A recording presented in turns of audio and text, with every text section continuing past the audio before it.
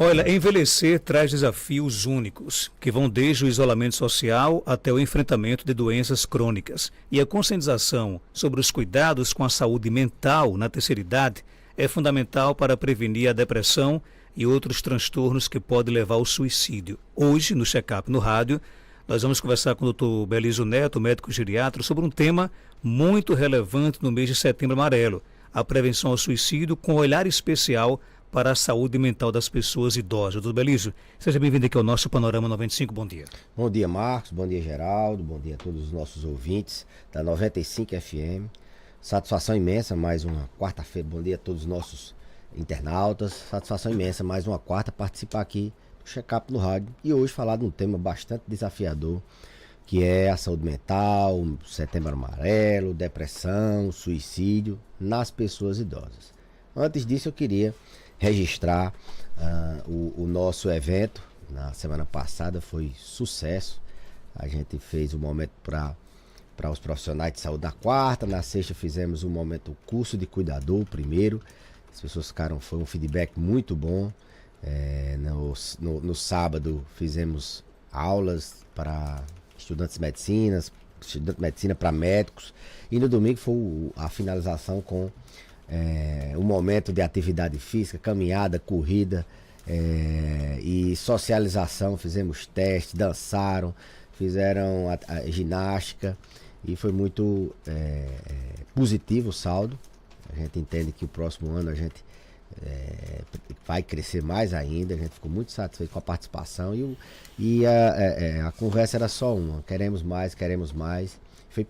Foi assim, impressionante, Marcos, eles conversando comigo, os próprios idosos no sábado, como eles escutam o nosso programa. Entende? Eles até que sabem exatamente os horários que a gente tá, o dia, e feedback muito importante. A faixa de audiência que penetra bastante e a gente tem grandes ouvintes. Mandar um abraço para todos eles, para todos aqueles que a gente, histórias que a gente assim fez com que alguma coisa naquela família mudasse através de uma palavra. Então, agradecer a todos. Então, falando sobre o Setembro Amarelo, falando sobre a depressão, que é a principal causa de suicídio nas pessoas idosas, vale ressaltar que o suicídio é uma condição que, à medida que a faixa etária progride, ela tem uma prevalência maior. A gente sabe que os idosos eles têm uma maior prevalência de suicídio, eles se suicidam mais, isso é quase ninguém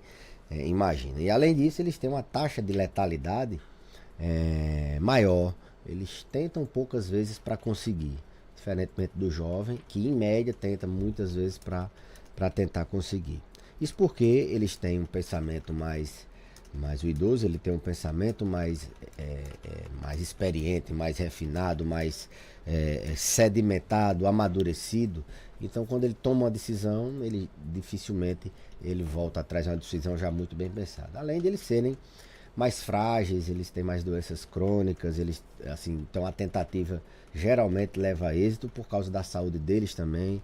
Eles são mais isolados, eles verbalizam menos esse discurso de morte, até mesmo os sintomas depressivos. A gente vai falar daqui a pouco sobre os sintomas e qual a diferença no adulto jovem para o idoso. Esses sintomas passam despercebidos. Então, o suicídio na pessoa idosa, ele existe, a incidência, a prevalência é até maior do que em outras faixas etárias, e ele é difícil de ser, muitas vezes, visualizado pelas características do idoso, de não conversar sobre o assunto, de muitas vezes a família não perceber que ele tem depressão.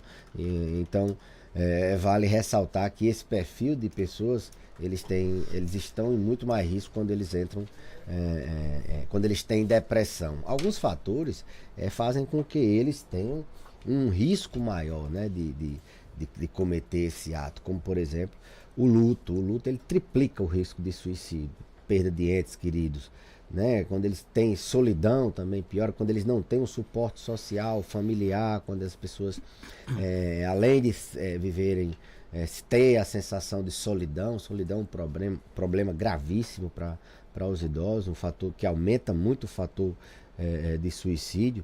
Eles também, além de ter a solidão, o fato de perdas, o fato de desemprego, problemas sociais, financeiros, tudo isso aumenta o risco deles cometerem suicídio. São fatores de risco para a depressão, mas também aumenta o risco deles terem uma incidência maior de suicídio.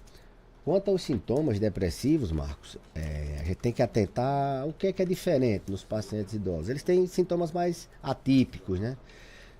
Eles conversam menos, têm um isolamento muito maior, perdem muito interesse, eles têm uma anedonia mais importante, então eles ficam desanimados, diz que está com uma fraqueza, conversam menos, ficam mais isolados, tem aquela sensação mais de solidão, se irritam com mais facilidade. A depressão em pacientes idosos, ela cursa muito com a irritabilidade, com alterações de humor assim extremas, altera muito o apetite, eles perdem apetite, eles até ganham também, mas eles perdem apetite.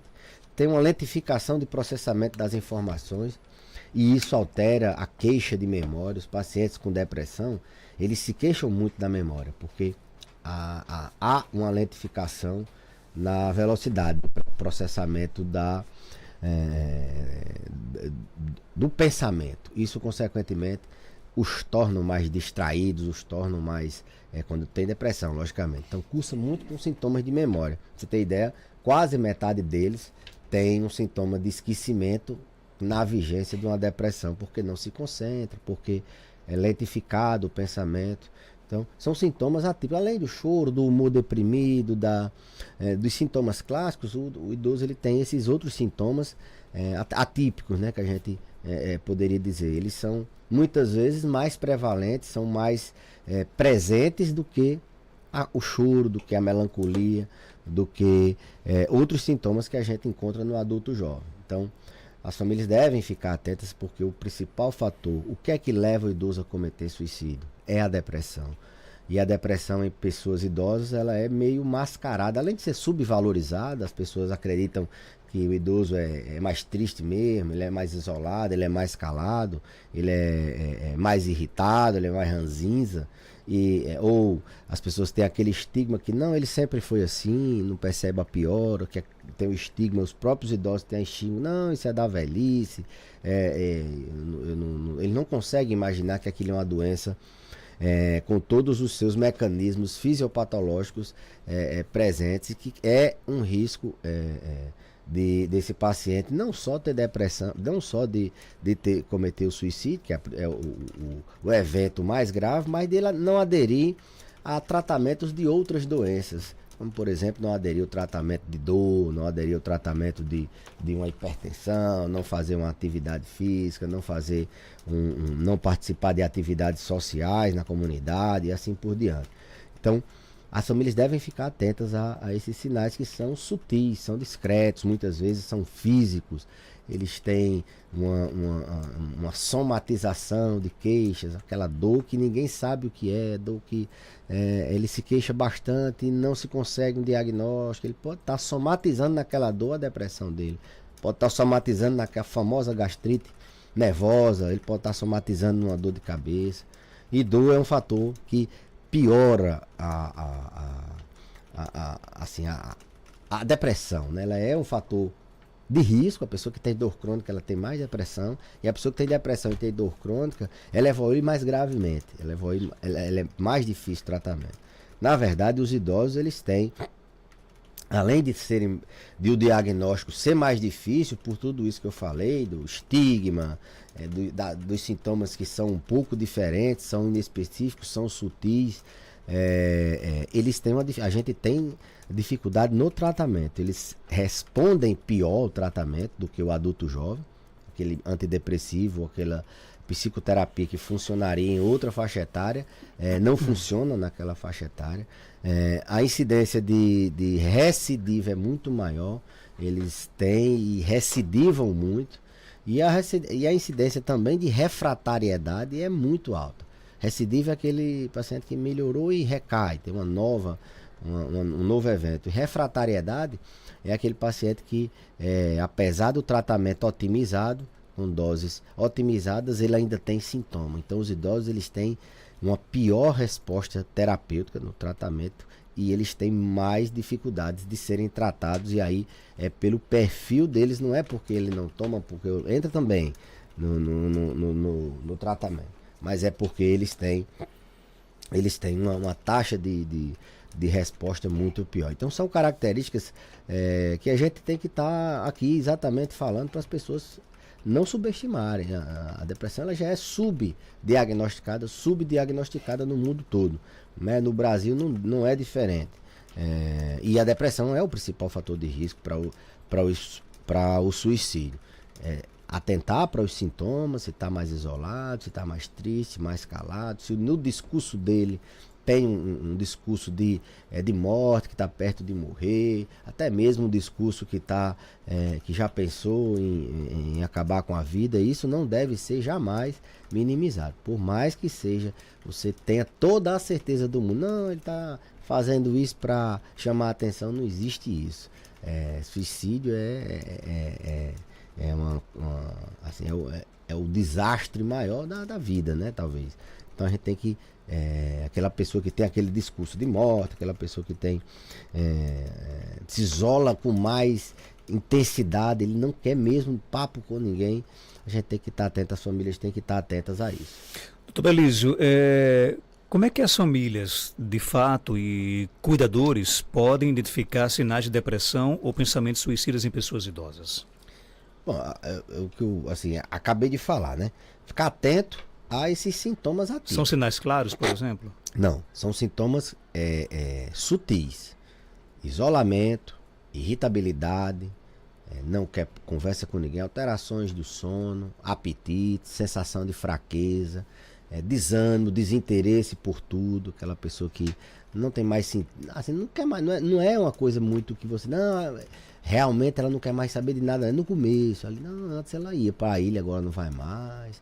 Sutil, isso é sutil, ficar atento nesse sentido, porque não é só porque tem que tomar uma medicação, não, é porque aquela pessoa, ela vai ter uma vida de muito sofrimento, a dor que ela tinha antes, essa dor se amplifica, ela tem mais dificuldade de fazer aquilo que deve ser feito para tratar doenças crônicas, de adesão à terapêutica, além da questão da mortalidade, né? Ela aumenta a mortalidade. Pessoas com depressão, elas têm dificuldade em tudo, em fazer uma cirurgia, em fazer um tratamento da forma correta, em interagir na comunidade, na família. Elas têm pouca paciência, elas se queixam muito de memória.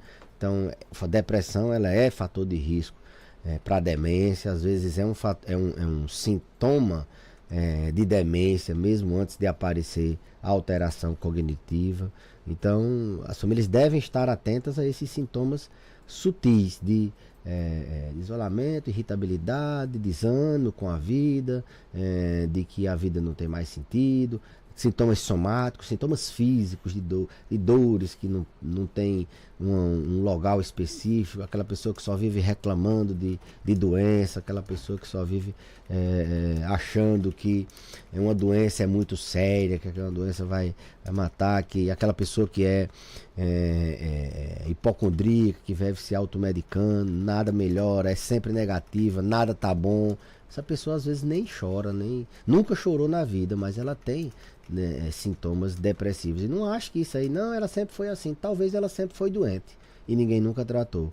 E na velhice, se não tratar, o risco de suicídio a gente viu que é muito maior, e ela vai precisar de aderir a algumas intervenções, e essas intervenções muitas vezes não vão funcionar porque ela é depressiva, porque ela é negativa, porque ela não adere, ela não tem envolvimento, engajamento com as terapias que são propostas. Então devem ficar atentas a esses sintomas sutis. Não espere só a tristeza e o choro, não. A gente está aqui falando aqui de um tema muito complexo, né, que é a questão do suicídio, né, da saúde mental, aliás. Existe um estigma maior em torno da saúde mental na terceira idade? Como podemos trabalhar para quebrar esse tabu? Existe, Marcos. As pessoas na terceira idade, elas têm estigmas, por exemplo, porque viveram uma época que não existia esse diagnóstico tão grave, tão E a depressão era tida como uma fraqueza do espírito, como uma fraqueza da mente, como aquela pessoa era uma pessoa mais fraca do que outras, era uma pessoa nervosa, era isso. Ninguém tinha assim essa importância. A geração 70, 80 anos viveram isso. E hoje já se sabe que não é bem assim. Quantas e quantas pessoas no passado não ficaram pelo caminho porque não tiveram o diagnóstico, porque não tiveram a oportunidade de ter o tratamento. Então existe esse estigma porque eles viveram essa época de achar que ter depressão não existe, essa história de depressão não existe, que aquela pessoa é fraca e ele não quer ser fraco. Então os próprios idosos têm esse estigma. Tem o estigma também, Marcos, da medicação. Na época dele, tomar medicamento, eles dizem controlado, todo medicamento ele é controlado, mas eles diziam que era para louco, para pessoas que tinham esquizofrenia e não vai tomar remédio para louco, que vai ficar dependente do remédio, que vai trazer efeito adverso. Não quero ficar dependente desse remédio. E eu sempre digo, então o senhor quer ficar dependente dessa amargura, quer ficar dependente desse humor irritado, de ninguém aguentar o senhor, de ninguém aguentar a senhora. Muitas vezes as famílias não conseguem cuidar dessa pessoa, porque essa pessoa é muito irritada, ela fere muito quem está perto dela. Então, tem esse estigma de não querer tomar o remédio, não fazer o tratamento, ou abandona o tratamento, porque deu uma melhoradinha, e no primeiro a oportunidade ela abandona o tratamento de vez, e aí a gente sabe que eles têm maior tendência a cronificar, porque tem recidiva, refratariedade e cronificação, os idosos têm uma maior tendência. Então, os estigmas da época que eles viveram, que ter depressão não existia, era uma coisa de gente fraca, de gente que não tinha Deus no coração. Estigma da medicação, não quer fazer o tratamento, fazer terapia, aí é que é muito mais difícil eles entenderem o benefício de terapia, de psicoterapia. E por último, assim, eles acharem que é da idade, né? Também as famílias tendem a subestimar esse estigma. Então a gente tem mais dificuldade nessa população em virtude de todos esses estigmas. Achar que é da idade, que é uma pessoa fraca, que toma que tomar remédio é coisa para louco. Tudo isso faz com que a gente tenham esses estigmas não só na depressão, mas na saúde mental em geral. Quais são as melhores abordagens terapêuticas e preventivas para ajudar os idosos a lidarem com a depressão e a ansiedade? Pois bem, primeiro é reconhecer, as famílias reconhecer, prestarem atenção, o próprio paciente entender, reconhecer que ninguém nasceu para viver amargurado, triste, irritado, sem ânimo, sem vontade, sem esperança, sem motivação para fazer nada, sem dormir bem, toda hora sendo reclamada, toda hora reclamando alguém, triste na maior parte do tempo. Então reconhecer, admitir que é uma doença como hipertensão, é uma doença como diabetes, é uma doença até mais grave do que certas outras doenças. E hoje a gente tem a oportunidade de ter excelentes e muito eficazes tratamentos para essa doença. Eu acho que o primeiro é o reconhecimento. Rede de apoio, né? As famílias têm que dar suporte nessas pessoas que têm esse tipo de sintoma. Tentar minimizar ao máximo a solidão. A solidão atrapalha muito, então se envolver com atividades sociais é importante. As próprias famílias passarem a mensagem de que essa pessoa não vive só, que essa pessoa não é solitária, ou mesmo realmente ela é, e a pessoa e as famílias terem esse cuidado de estarem por perto. Não subestimar a doença, como eu falei, o diagnóstico ele é necessário quanto antes para evitar que essa pessoa sucumba, que essa pessoa tenha piores desfechos, e não subvalorizar o discurso de morte, não subvalorizar o isolamento extremo, não subvalorizar palavras que possam estar indicando um suicídio. Seriam mais ou menos envolver essa pessoa em atividades sociais, atividades físicas, atividades de lazer, envolver essa pessoa em atividades que ela se engaje, que ela goste, e pegar pelo braço, levar para fazer o tratamento. com o médico, dar confiança para que ela saia e possa viver como qualquer outra pessoa. Doutor Elias, obrigado pela sua participação. Algo mais a acrescentar, pode ficar à vontade. Eu que agradeço, Marcos, a oportunidade mais uma vez de estar aqui falando sobre saúde na pessoa idosa para todos os ouvintes internautas. 7h40, a gente volta já já com mais informações aqui no nosso Panorama 95, nesta manhã de terça-feira. Há 5 anos, a Clínica